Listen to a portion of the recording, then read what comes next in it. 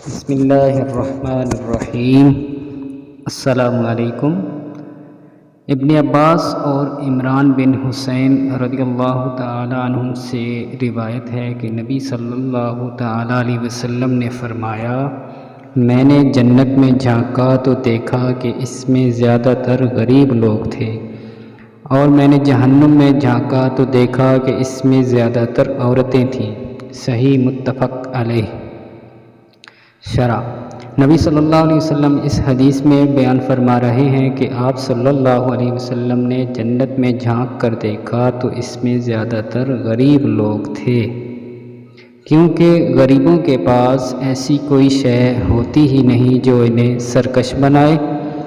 یہ لوگ پابند دین اور مطیع و فرما بردار ہوتے ہیں، اسی لیے جو شخص آیات میں غور و فکر کرتا ہے اس پر یہ آشکار ہوتا ہے کہ صاحب حیثیت اور امیر لوگ ہی رسولوں کو جھٹلاتے ہیں، جبکہ کمزور و ناتواں لوگ رسولوں کی پیروی کرتے ہیں۔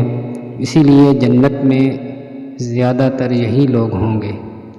حدیث سے یہ ثابت نہیں ہوتا کہ ہر غریب کو ہر امیر پر فضیلت حاصل ہے، بلکہ اس کا مفہوم یہ ہے کہ جنت میں غریب لوگ امیر لوگوں سے زیادہ ہیں، اور اسی بات کی آپ صلی اللہ علیہ وسلم نے خبر دی ہے۔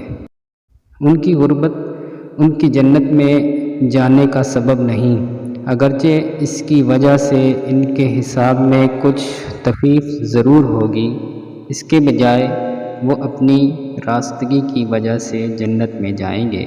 غریب آدمی اگر راست رو نہ ہو تو اسے کوئی فضیلت حاصل نہیں ہوتی۔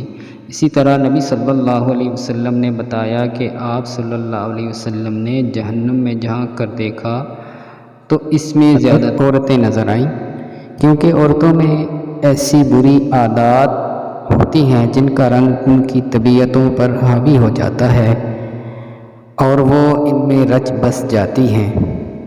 شوہر کی ناشکری اور کثرت کے ساتھ لعن طعن کرنا انہی بری عادات میں سے ہے، اسی لیے ان پر ضروری ہے کہ اپنے دین کی حفاظت کریں تاکہ جہنم سے محفوظ رہ سکیں۔